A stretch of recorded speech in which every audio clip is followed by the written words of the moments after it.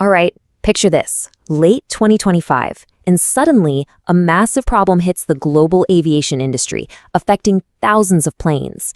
But the cause wasn't what you think. It wasn't a mechanical failure, it wasn't some manufacturing defect. Nope.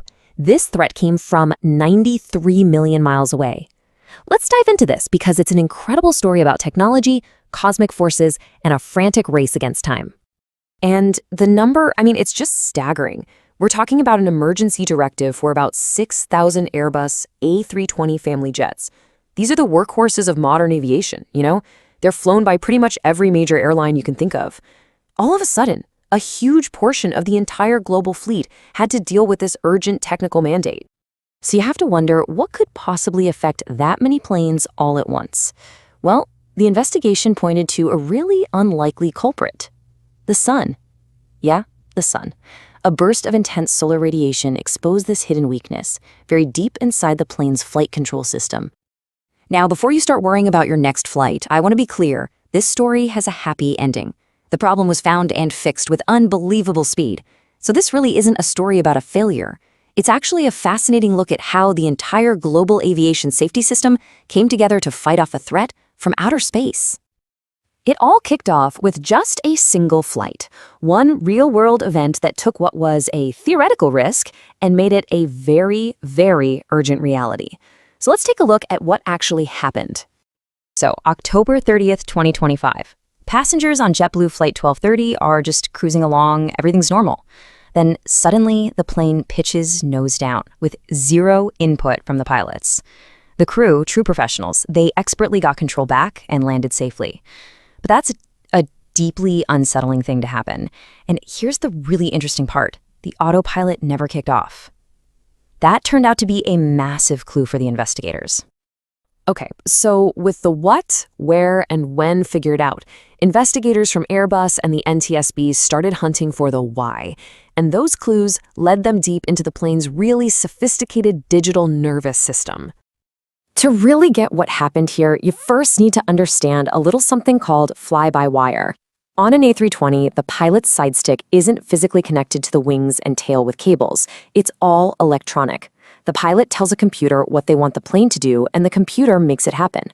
It's an incredibly safe and efficient system, but, well, it all hinges on that computer being absolutely perfect. And the heart of that whole system is this component, the Elevator Aileron Computer, or ELAC for short. It's the brain, It's translating what the pilot wants into actual movement. Now, for safety, there are multiple ELAC units for redundancy. But investigators quickly figured out the problem wasn't the hardware itself. It was the software running inside it. And this is the absolute key to the whole thing. Not every A320 was at risk. It was only the ones running this specific, newer software update called L104. This update was supposed to improve performance, but it accidentally opened up a vulnerability. It was missing a specific kind of protection against data corruption, a weakness that the older, stable L103 Plus version just didn't have. And this is where it all came together in a perfect storm for that JetBlue flight. See, we're in a period of high solar activity right now. A solar flare blasted high-energy particles towards Earth. One of these tiny particles physically hit the ELAC computer chip on that plane, causing what's known as a single event upset. It literally flipped a single bit of data from a 0 to a 1. The vulnerable L104 software saw this corrupted data, couldn't handle it, and misinterpreted it as a command to pitch the nose down. Wild, right? So the second they figured this out, the response was immediate and it was global. It turned into a massive race to update thousands of planes before another perfect storm could happen. The timeline of how they pulled this off is, well, it's pretty incredible. Just look at this timeline. It's kind of hard to believe. The incident happens on October 30th. In less than a month, on November 28th, regulators in both Europe and America issue emergency directives. And then, just a few days after that, by December 2nd, the vast majority of the entire global fleet is already fixed. That is just astonishingly fast for logistical operation on this scale. And to their credit, Airbus was totally transparent about the issue.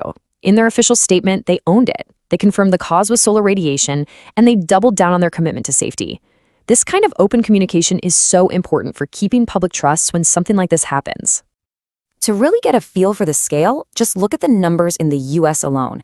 Out of those 6,000 affected jets worldwide, about 1,600 were flying for US airlines. Companies like American, Delta, and United had to scramble their maintenance teams to update hundreds of planes, a lot of times overnight, just to avoid massive flight cancellations. So, you're probably wondering, how on earth did they do it so fast? Well, for most planes, the fix was actually pretty simple. Technicians just had to roll back the software from that vulnerable L104 version to the old, proven L103 Plus standard. That took about 3 hours. A smaller group, about 1,000 older planes, needed a physical hardware swap, but for the majority, it was a quick software fix that got them back in the air fast. And this number right here, this is the real measure of success. By December 2nd, just days after those directives went out, over 95% of the 6,000 affected planes were fixed and back in service. The potential for chaos and widespread disruption was almost totally avoided. So, what's the big takeaway from all this? Well, this event was way more than just a software bug. It was a really clear warning shot about a whole new category of risk for our increasingly high-tech world. This whole incident basically shoved the term space weather into the spotlight for aviation safety. As our electronics get smaller and more complex, they also get more vulnerable to interference from things like cosmic radiation. Protecting our systems from solar flares isn't a niche concern anymore. It's becoming absolutely essential. But really, the most important thing to remember is this. The system worked. The global aviation safety network did exactly what it was designed to do. This isn't a story of failure. It's proof of the industry's really strong safety culture. Let's just run through it one more time. A single strange event was detected on one flight. Investigators dug in and found this incredibly obscure root cause, connecting a software glitch to solar physics. Then the manufacturer and the regulators acted with lightning speed, and in just a matter of days, the entire global fleet was basically vaccinated against this threat. That's a success story. And that kind of leaves us with one last big question to think about. This was a threat from the sun that affected computers in the sky.